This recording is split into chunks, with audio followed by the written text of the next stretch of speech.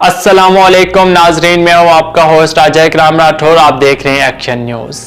नाजरीन, आज की इस वीडियो में हम बात करेंगे मोहब्बत तुझे अलविदा ड्रामे के आने वाले एपिसोड के बारे में।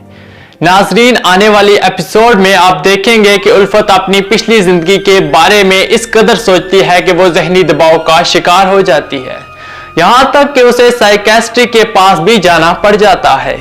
उल्फत अपने आप को मारने की कोशिश भी करती है।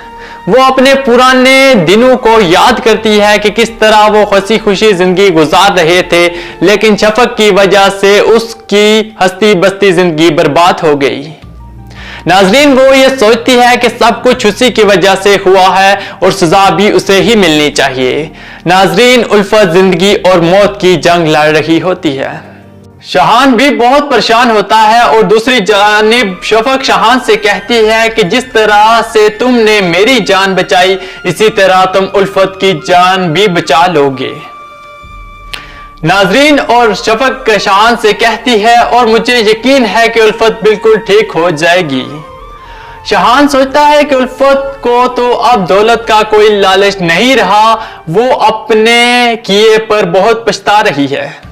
नाजरीन, ऐसा शहान सोचता है। शहान उल्फत से कहता है कि तुम जल्द ही ठीक हो जाओगी और हम दोबारा से नई जिंदगी शुरू करेंगे।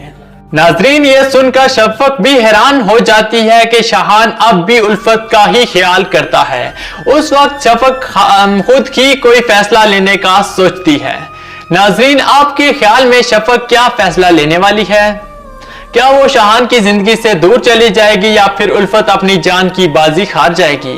अपनी राय का इजहार कमेंट सेक्शन में जरूर दीजिएगा। शुक्रिया।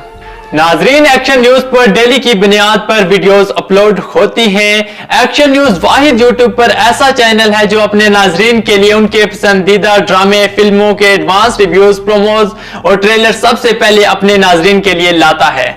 न्यूज एक्शन न्यूज पर ब्रेकिंग न्यूज और ताजा तरीन खबरें भी अपने नाजरीन तक बर वक्त पहुंचाता है। इसके अलावा डॉक्यूमेंट्रीज, बायोग्राफी भी एक्शन न्यूज पर अपने नाजरीन तक सबसे पहले लाता है।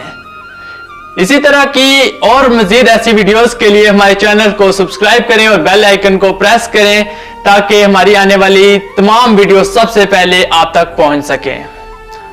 अगली वीडियो तक दीजिएगा इजाजत। अल्लाह निगहबान।